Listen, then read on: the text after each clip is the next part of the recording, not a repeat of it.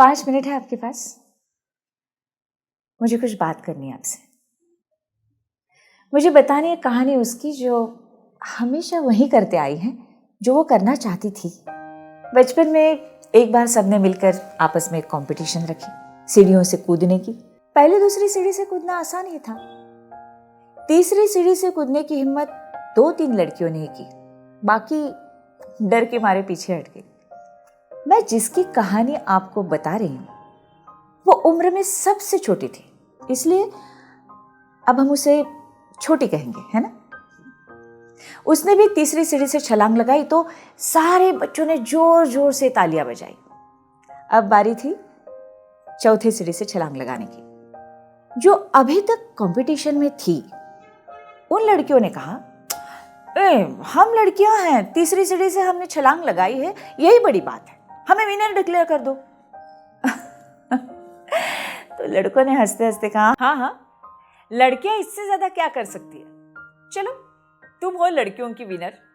सब बच्चे तालियां बजा रहे थे, तब छोटी ने तालियों की आवाज से ऊंची आवाज में कहा, एक मिनट, लेकिन मुझे आगे के कंपटीशन में हिस्सा लेना है।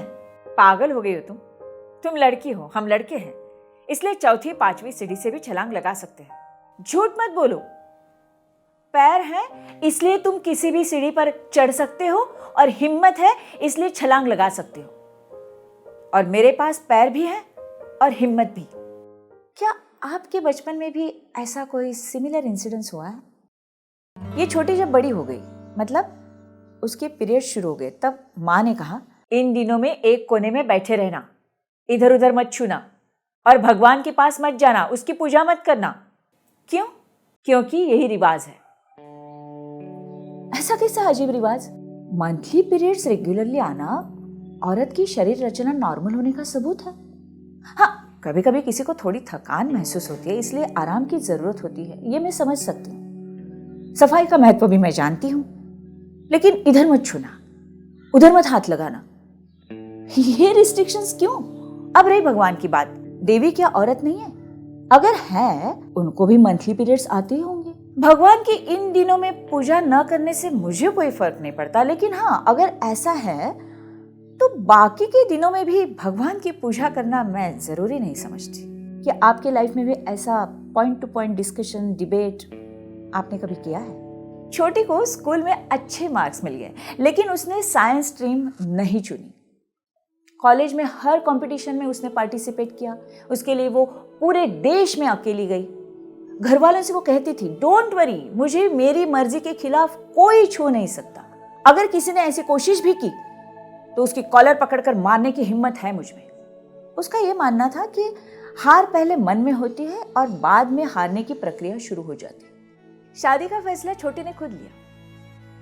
पहले दिन का बचा कुचा खाना औरतों की थाली में और ताज़ा खाना मर्दों के लिए, ये रिवाज शादी के बाद उसने बंद किया।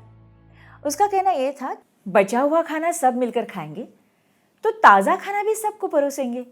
ऑफ कोर्स ये उसका कहना तुरंत नहीं माना गया, लेकिन बाद में सबने मान लिया। ऐसे कई सारी प्रथा बदलने के लिए कभी कभी उसे झगड़ना पड़ा, लेकिन उसने कोशिशों की हद पार की और सक्सेसफुल हो गई। आज वो खुश है, बेहद खुश है, क्योंकि प्यार, दुलार, ममता बांटते बांटते उसने खुद से मोहब्बत करना नहीं छोड़ा। त्याग का मतलब उपभोग का त्यागना नहीं होता है, ये जाना है उसने। जिस तरह से वो जीना चाहती है उस तरह से वो जी रही है। स्वतंत्रता के साथ जिम्मेदारियों का भी एहसास है उसे। बचपन में क्या हम भी थे इस छोटी जैसे? क्या हम भी देते थे सजेशंस और कहते थे दिल की सारी बातें? तो फिर लाइफ के साथ एडजस्टमेंट करते करते क्या सही क्या गलत ये सोचना ही हमने छोड़ तो नहीं दिया है? जरा झांक कर तो देखिए अपने आप में। इस छोटी की कहानी कहीं आपकी तो नहीं है? मुझे तो वो मेरी लगती है।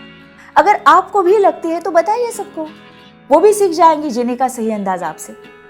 और अगर आपकी कहानी इस छोटी की कहानी जैसी नहीं है तो फिट कर दो अपने आप को इस कहानी में, क्योंकि आत्मसम्मान के साथ जीना है सिर्फ और सिर्फ आप ही के हाथों में।